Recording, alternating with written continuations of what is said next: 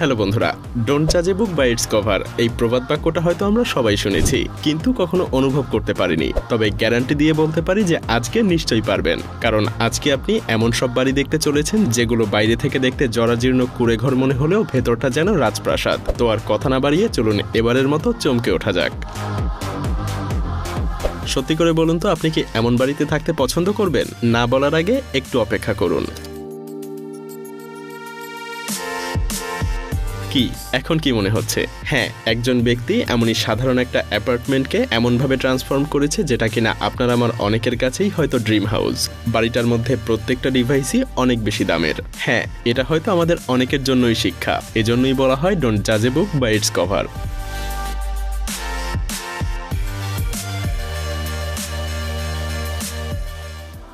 Superhero movie লাভারদের জন্য খুবই স্পেশালভাবে তৈরি করা হয়েছে এই বাড়িটা।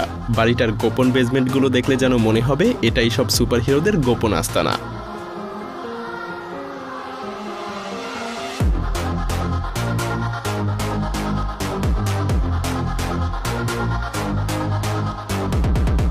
অত্যন্ত দক্ষ কিছু প্রকৌশলী মিলে এই বাড়িটা তৈরি করেছে। দেখে মনে হবে এখানে যেন আয়রন ম্যান বা টনি স্টার্ক থাকে।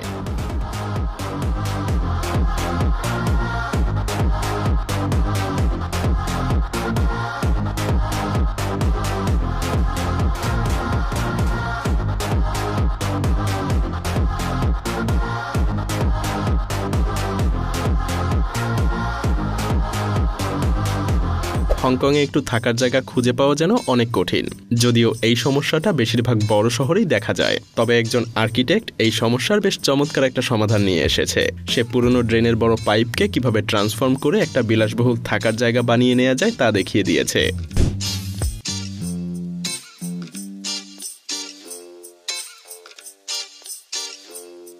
মূলত এগুলো বড় বড় কংক্রিটের ব্লক পাইপ দিয়ে তৈরি করা হয়েছে। এর মধ্যে কিন্তু একজন মানুষের থাকার জন্য যথেষ্ট স্পেস রয়েছে, যেটা ভেতর থেকে দেখতে একটা সাধারণ অ্যাপার্টমেন্টের মতোই মনে হবে। শুধু পার্থক্য এতটুকুই, যেখানে বিল্ডিং তৈরি করা যায় না সেখানে এই পাইপগুলো নিয়ে স্বাচ্ছন্দ্যেই থাকা যাবে।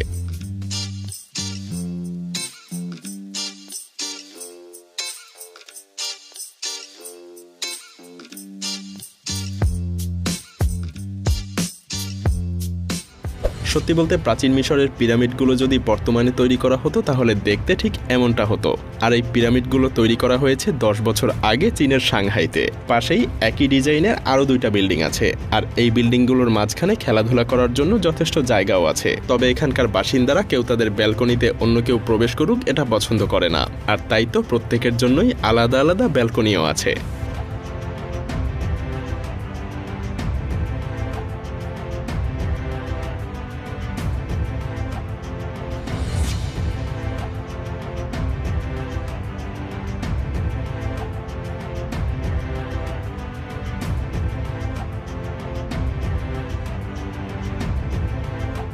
কেমন হবে যদি একটা আলমারি খোলার পরেই সেখান থেকে বেরিয়ে আসে এক রহস্যময় গুহা? চলুন উদ্ঘাটন করা যাক এই গুহার মধ্যে কি কি আছে।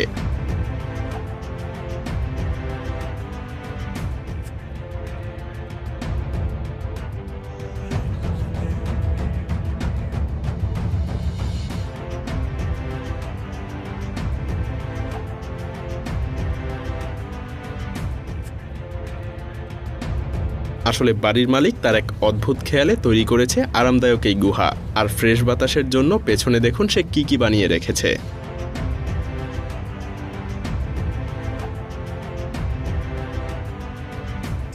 বাসায় বসে গল্প করতে করতে যদি আপনার হঠাৎ করে সুইমিং পুলে গোসল করার ইচ্ছা হয় তাহলে আপনার জন্যই এই বাড়িটা। বাড়ির মালিক এটাকে এমনভাবে তৈরি করেছে যেন পুরো সুইমিং পুলটা মেঝের নিচেই লুকানো থাকে। তবে চাইলেই সেটা একটা ভরাট সুইমিং পুলে পরিণত হয়ে যায়, সেটাও কিনা কয়েক মিনিটের মধ্যেই।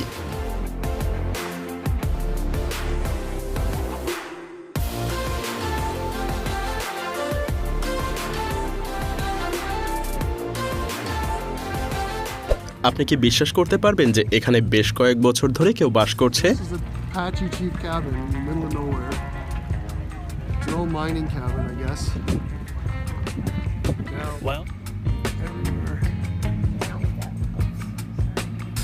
হ্যাঁ, অ্যারিজোনাতে অবস্থিত এই বাড়িটায় একসময় কেউ বাস করত। তবে বর্তমানে এখানকার খনি শ্রমিকেরা তাদের আবর্জনা এখানে এনেই ফেলে। তবে চারদিকটা একটু ভালো করে দেখুন।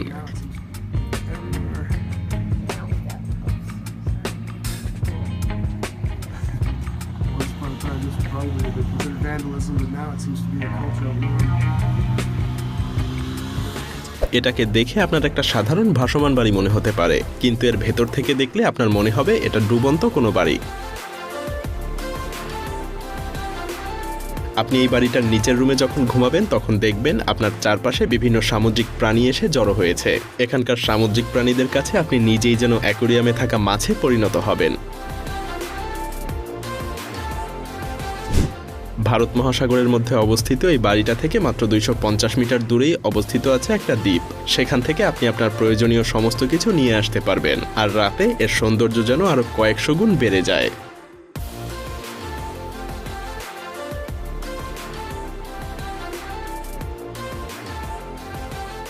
এটা দেখলে মনে হবে যে কেউ একটা সাধারণ বাড়ির ছবিকে এডিট করে এমন চ্যাপ্টা বানিয়ে ফেলেছে। মজার ব্যাপার হলো সত্যি সত্যি কিন্তু এই বাড়িটা ফ্রান্সে আছে, আর এই বাড়িটা আড়াআড়ি মাত্র 1.5 মিটার। তবে বাইরে থেকে এটাকে দেখে যেমন মনে হয় ভেতরটা ঠিক সম্পূর্ণ উল্টো। আপনি চাইলে কয়েকজন বন্ধু মিলে এখানে পার্টিও করতে পারবেন। এখানে সবকিছুই আছে, তবে একটু ছোট ছোট। এটা বাজি ধরে বলা যায় পার্টি করার জন্য এর থেকে দারুণ জায়গা আপনি আর কোথাও পাবেন না। প্রতিটা দেয়াল এবং ছাদ সবকিছুই বিশাল আকারের স্ক্রিন দিয়ে ঢাকা। আপনি চাইলে যে কোনো ভিডিও এসব স্ক্রিনগুলোতে প্লে করে দিতে পারবেন, আর তখন আপনার মনে হবে আপনি যেন এই সব কিছুর মাঝখানে বসে আছেন। ফিলিংসটা একবার কল্পনা করুন।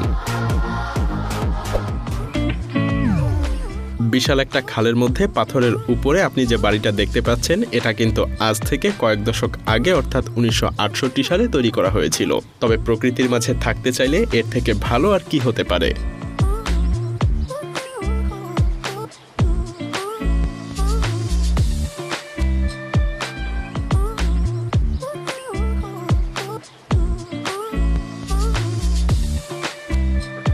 ভাঙা ক্রেন দিয়ে আপনি কি কি করতে পারবেন? পুরো ক্রেনটাকে ভাঙারির দোকানে বিক্রি করে দিবেন, নাকি আশ্চর্য এক হোটেল তৈরি করে ফেলবেন?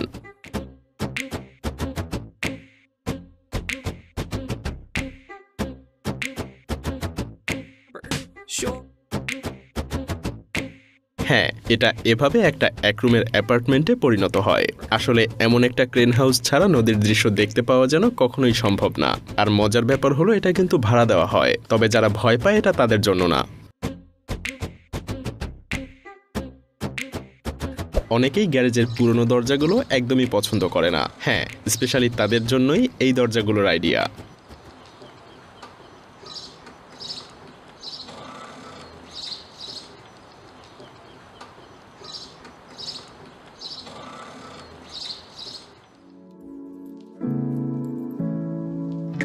যুক্তরাজ্যে এই গুহার মধ্যে পুরো একটা হোটেল লুকানো আছে। হোটেলটার প্রতিটা রুমের দেয়াল পাথর দিয়ে তৈরি। আরামে থাকার জন্য এখানে সব ধরনের সুযোগ সুবিধাই আছে।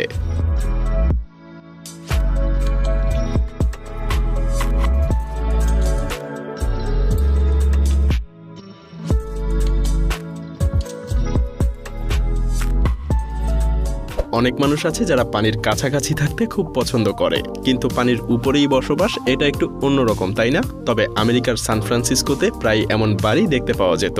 তবে একটা সময় এই বাড়ির সংখ্যা অনেক বেড়ে গিয়েছিল, তাই পরবর্তীতে স্থানীয় সরকার তাদেরকে বের করে দেয়। আর তাই বর্তমানে এই জায়গাগুলোতে এমন বাড়ি আর খুব একটা দেখা যায় না।